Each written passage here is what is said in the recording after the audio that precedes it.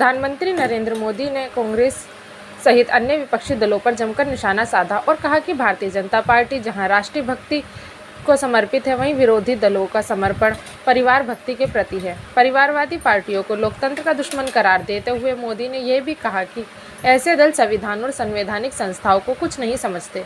उन्होंने देश की प्रतिभा तथा युवा शक्ति को कभी आगे नहीं बढ़ने दिया, बल्कि हमेशा उनके साथ विश्वासघात किया।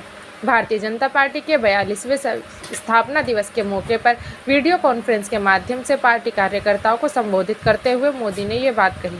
इस अवसर पर उन्होंने ये भी कहा कि आज दुनिया के सामने एक ऐसा भारत है जो बिना किसी डर या दबाव के अपने हितों के लिए अडिग रहता है, और जब पूरी दुनिया दो विरोधी ध्रुवों में बटी हो, तब भारत को ऐसे देश के रूप में देखा जा रहा है जो दृढ़ता के साथ मानवता की बात करता है। उन्होंने कहा, हम राजनीति से राजनीति को अलग करके चलने वाले लोग नहीं हैं। हमारे लिए राजनीति और राष्ट्रनीति साथ साथ चलती है, लेकिन यह भी सच्चाई है कि अभी भी देश में दो तरह की राजनीति चल रही है। एक राजनीति है परिवार भक्ति की और दूसरी है राष्ट्रभक्ति की।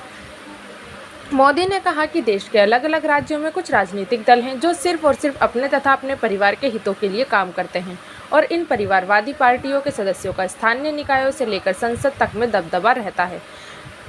उन्होंने कहा, ये लोग भले ही अलग अलग राज्यों में हों, लेकिन परिवारवाद के तार से जुड़े रहते हैं, एक दूसरे के भ्रष्टाचार को ढक कर रखते हैं। बीते दशकों में इस वजह से देश का बहुत बड़ा नुकसान हुआ है। इन परिवारवादी पार्टियों ने देश के युवाओं को अभी आगे नहीं बढ़ने दिया और हमेशा विश्वासघात किया। प्रधानमंत्री ने कहा कि भाजपा की इकलौती पार्टी है जो परिवारवाद की इस चुनौती से देश को सजग और सतर्क कर रही है। उन्होंने कहा कि पहली बार भाजपा ने ही इसके खिलाफ बोलना शुरू किया और इसे चुनावी मुद्दा बनाया। मोदी ने कहा, मुझे संतोष है कि देश के युवा अब ये समझने लगे हैं कि किस तरह परिवारवादी पार्टियां लोकतंत्र की सबसे बड़ी दुश्मन हैं। लोकतंत्र के साथ खिलवाड़ करने वाली ये पार्टियां संविधान और संवैधानिक व्यवस्थाओं को कुछ नहीं समझती। प्रधानमंत्री ने कहा कि ऐसी पार्टियों से आज भी भाजपा कार्यकर्ता लोकतांत्रिक मूल्यों के साथ लड़ रहे हैं और कई कार्यकर्ताओं को तो बलिदान तक देना पड़ा है। उन्होंने कहा, भाजपा ऐसे राज्यों में लोकतांत्रिक मूल्यों की स्थापना के लिए निरंतर संघर्ष करती रहेगी। ये यज्ञ तब तक चलेगा जब तक हम लोकतंत्र विरोधी ताकतों को परास्त नहीं कर देते। मौजूदा वैश्विक परिस्थिति का उल्लेख करते हुए प्रधानमंत्री ने कहा कि आज भारत को एक मजबूत देश के रूप में देखा जा रहा है। उन्होंने कहा, हमारी सरकार राष्ट्रीय हितों को सर्वोपरि रखते हुए काम कर रही है। आज देश के पास नीतियाँ भी हैं, नियत भी है। आज देश के पास निर्णय शक्ति भी है और निश्चय शक्ति भी। उन्होंने कहा कि इसलिए आज देश जो लक्ष्य तय कर रहा है उन्हें पूरा भी कर रहा है।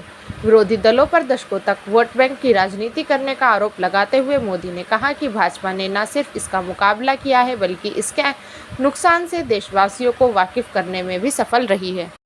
उन्होंने कहा, कुछ लोगों से ही वायदे करो, ज़्यादातर लोगों को तरसा कर रखो, यही उनकी नीति थी। भेदभाव और भ्रष्टाचार, ये सब वोट बैंक की राजनीति के दुष्प्रभाव थे।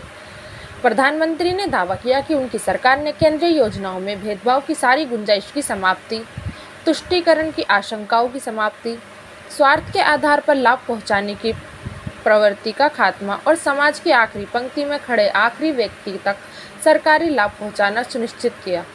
उन्होंने कहा, यही तो है सबका साथ सबका विकास। जब सरकारी मशीनरी का लक्ष्य 100% लाभार्थियों तक पहुंचाने का हो, तब पक्षपात और भेदभाव टिक नहीं सकता। इसलिए हमारा ये सेवा भाव अभियान सामाजिक न्याय का बहुत बड़ा माध्यम है। केंद्र सरकार की विभिन्न महत्वाकांक्षी योजनाओं का उल्लेख करते हुए प्रधानमंत्री ने कहा कि कश्मीर से कन्याकुमारी और कच्छ से कोहिम तक भाजपा एक भारत श्रेष्ठ भारत के संकल्प को निरंतर सशक्त कर रही है। उन्होंने कहा, आज देश में ऐसी सरकार है जिसकी विचार निष्ठा अंत्योदय में है। गरीबों, दलितों, पिछड़ों व महिलाओं के उत्थान के लिए काम करना हमारी पार्टी के मूल संस्कार हैं। मोदी ने कहा कि भाजपा का स्थापना दिवस ऐसे समय पर आया है जब पार्टी ने 4 राज्यों में अपनी सत्ता बरकरार रखी और राज्यसभा में 100 सांसदों वाली 3 दशकों में पहली पार्टी बनी। भाजपा की स्थापना 1980 में आज ही के दिन हुई थी।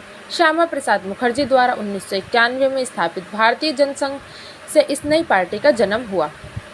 वर्ष 1977 में आपातकाल की घोषणा के बाद जनसंघ तथा कई अन्य दलों का विलय हुआ और जनता पार्टी का उदय हुआ।